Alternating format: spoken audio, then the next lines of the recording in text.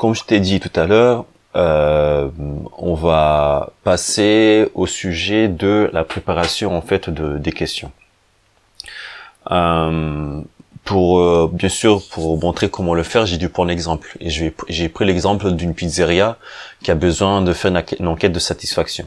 Maintenant, tu verras par rapport à tes questions comment le transposer pour pouvoir faire ton questionnaire. Donc, je suis une pizzeria, j'étais une pizza et je vais croiser des gens qui passent devant ma porte. Je vais lui poser des questions pour savoir si, pour faire une enquête de satisfaction. Donc ça peut être des clients, ça peut être des gens. Donc j'interroge les gens pour savoir est-ce que je fais bien mon travail, est-ce que je suis bien par rapport au marché. Donc du coup, qu'est-ce que je vais faire? Dans un premier temps, je prends ma feuille blanche. C'est que tu vas faire, j'imagine. Et je vais commencer en fait à me poser la question qu'est-ce que j'ai envie de savoir? Quelles sont les gros thématiques que je veux savoir? Je peux me dire dans un premier temps, moi ce que je veux, c'est connaître l'identité des gens qui arrivent. Maintenant, ce que j'ai envie de savoir aussi, c'est connaître leurs attentes. Une dernière chose que j'ai besoin de savoir, c'est connaître le niveau de satisfaction. Donc là, j'ai en fait les gros sujets qui sont dans mon questionnaire. Donc, ces gros sujets-là, suivant ces sujets, bien sûr, on peut les décomposer en sous-sujets. Par exemple, l'identité. Dans l'identité de la personne, il y a d'une part son pseudonyme. Maintenant, j'ai choisi pseudonyme, ça peut être le nom. J'imagine que demander le nom à une personne dans la rue, c'est assez compliqué, c'est assez difficile à sortir. Donc, c'est plus favorable de demander à une personne son pseudo ou bien un nom fictif, plutôt que de donner son vrai prénom. Ensuite, on peut lui demander le numéro de téléphone. Et voire même l'année de naissance. En tout cas, ce sont les informations dont moi j'ai besoin pour ma pizzeria. Et ensuite, qu'est-ce que je peux décomposer encore une fois? À peu près tout. Le reste, c'est juste question de satisfaction. Disons que c'est comme cela. Mais maintenant, je vais voir, est-ce que maintenant ces groupes que ces sous-décompositions, je peux encore la décomposer? Pour moi, non. Pseudonyme, je peux pas décomposer. Numéro de téléphone, on peut pas décomposer en plus que ça. Année de naissance, on veut pas décomposer plus que ça. Donc maintenant, je me dis, quelles sont maintenant les questions que je vais poser pour avoir ces informations? Donc pour moi, par exemple, pour avoir le pseudonyme, je vais demander quel est votre pseudonyme. Donc j'ai là une première question. Ensuite, pour avoir le numéro de téléphone, je vais demander quel est votre numéro de téléphone. Pour avoir l'année de naissance, je vais demander quelle est votre année de naissance. Il y a 3 questions. Ensuite, pour les attentes, il me vient seulement une question en tête. Pour mon exemple, c'est-à-dire que suivant la personne, on peut trouver d'autres questions. Mais bon, le but c'est de trouver des questions. C'est pas de faire 100 000 questions, mais on va avoir quelques questions pour l'exemple. Moi, pour les attentes que je veux pour ma pizzeria, c'est de savoir ce qu'ils attendent d'une pizzeria, les gens qui passent devant chez moi. Et pour l'enquête de satisfaction, j'ai besoin de savoir s'ils sont satisfaits. Et aussi, s'il y a des choses à améliorer. D'où les 2 questions. Êtes-vous satisfait? Que pouvons-nous améliorer? Avec ça, en quelques minutes, j'ai quelques minutes devant l'écran, mais bien sûr, sur le papier, on met plus de temps pour être sûr qu'on a fait le tour, qu'on a posé toutes les questions. Au bout de ça, de toutes ces interrogations, on arrive aux questions. Dans mon cas, j'ai à peu près 7 questions. Mais maintenant qu'on a nos questions, on va se demander quel type de données on va recueillir. C'est-à-dire, à la question quel est votre pseudonyme, j'entends de la personne qui donne un pseudonyme. Un pseudonyme peut faire une ligne, 15 caractères, comme on veut. En gros, c'est un champ libre. C'est le type de données que je vais accueillir. Le numéro de téléphone, par contre, c'est normalisé. Par normalisé, je veux dire qu'en fait, c'est carré. On sait c'est 10 chiffres, en France, ça dépasse pas. Donc, ça va être des chiffres. C'est le type de données que je vais accueillir. Ensuite, vient l'année de naissance. Je préfère demander l'année de naissance parce que c'est plus facile à la personne de donner l'année de naissance plutôt que de donner sa date de naissance. On a l'impression d'être épié. Donc, l'année de naissance, c'est suffisant pour moi de savoir quel tranche d'âge de personne va venir dans mon restaurant. Donc, là, c'est un chiffre. Un chiffre, c'est pas un chiffre, c'est un nombre de 4 chiffres, pardon, je vais dire. Mais j'ai mis chiffre. En gros, c'est pour spécifier que c'est de données numériques. J'ai mis chiffre, tu peux mettre nombre aussi bien que tu veux, mais le plus important, tu puisses distinguer les différents types de données que tu auras à accueillir. Maintenant, tu vas voir que suivant l'UC que tu vas utiliser, le type de données va être différent. Pour la question, qu'entendez-vous d'une pizzeria? Moi, en fait, j'aurais une question à choix multiple. D'ailleurs, je proposais aux gens de choisir soit rapport qualité-prix, soit service de qualité, soit service express ou bien choix varié. Ce que j'aurais pu faire, dans mon exemple, je l'ai pas fait, c'est de mettre autre. Parce que ça se trouve, j'ai pas pensé à tout. Donc, voilà pour ce qui est de cette question-là. Donc là, au lieu de mettre question à champ multiple, je détaille. Parce que je me retrouvais en fait avec un vide dedans. Donc c'est pour ça, au lieu de question à champ multiple, j'ai plutôt écrit les types de réponses auxquelles on peut cocher. Ensuite, il y a les deux autres questions. Donc, à la question « Êtes-vous satisfait ?» En fait, c'est une booléenne. C'est-à-dire qu'on peut répondre que par deux choix de réponse. Enfin, oui ou non.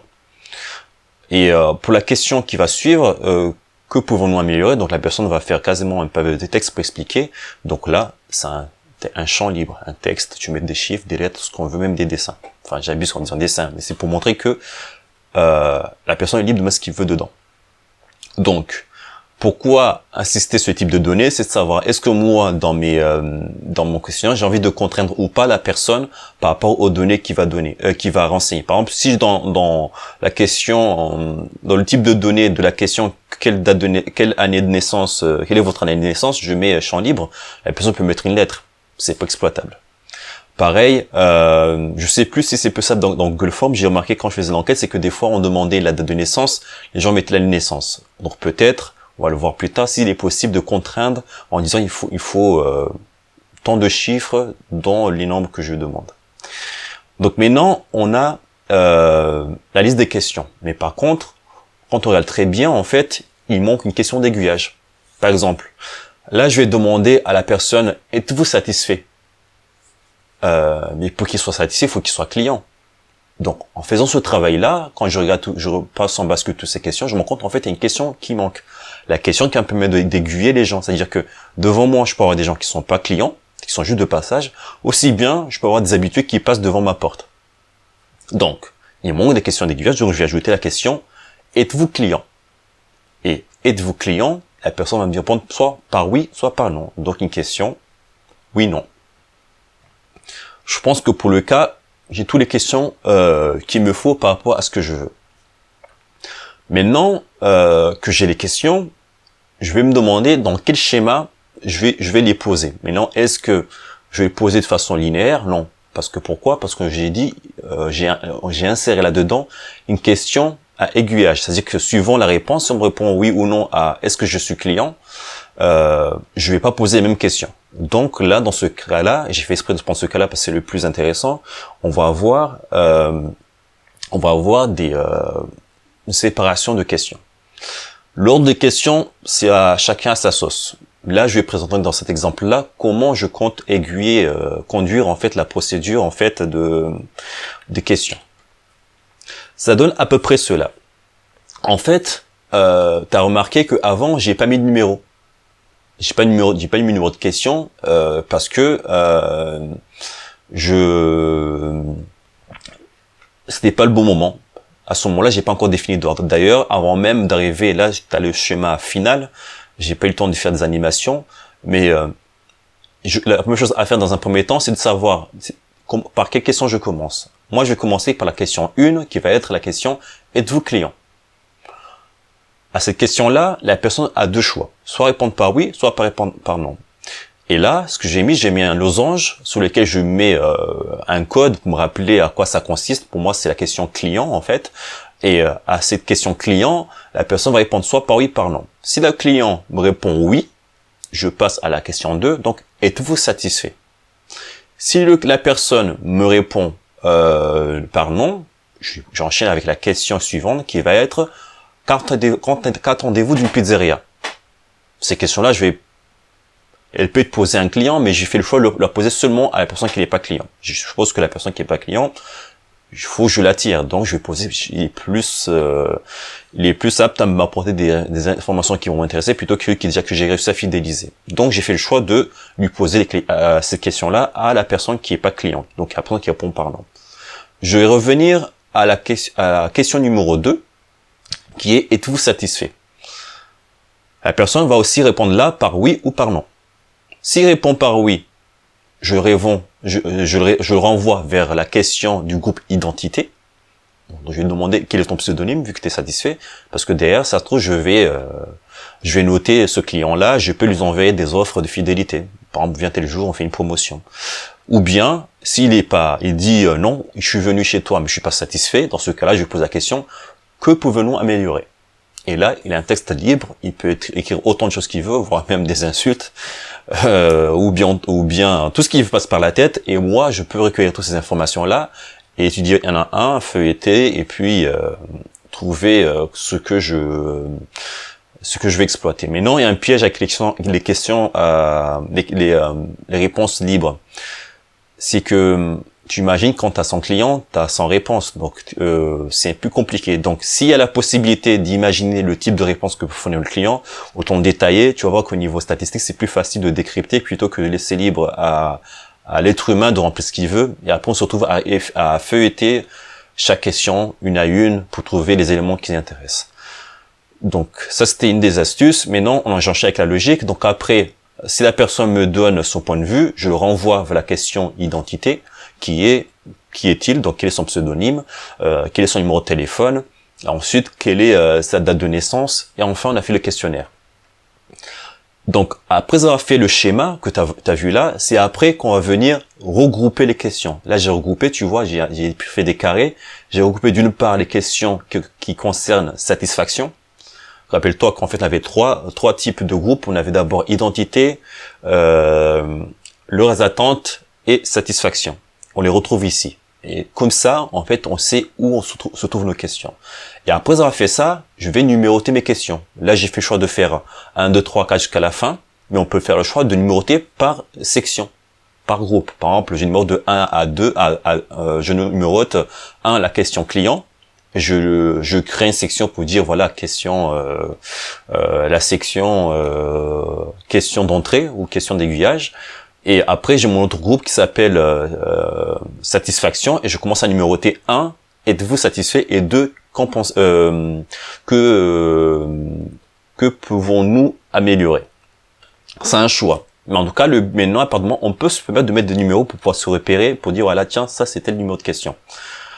C'est plus facile maintenant, c'est plus facile avec des numéros d'identifier une question quand on en a plusieurs. Là, j'ai que 7. Dans un questionnaire, on peut facilement se trouver avec 10 pages.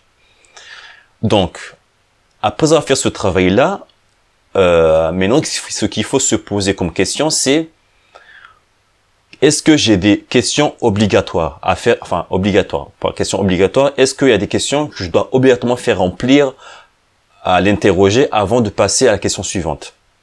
Dans mon cas, j'ai pris le choix de rendre obligatoire la question 5 et 6. Pourquoi? Parce que j'estime que la raison pour laquelle je fais le questionnaire, c'est de pouvoir en fait avoir ces données-là et puis les exploiter par la suite pour mon business. Donc, après avoir fait tout ce travail-là, maintenant, on peut passer sur Google Forms pour faire son questionnaire. Parce qu'en fait, on a le questionnaire sur papier.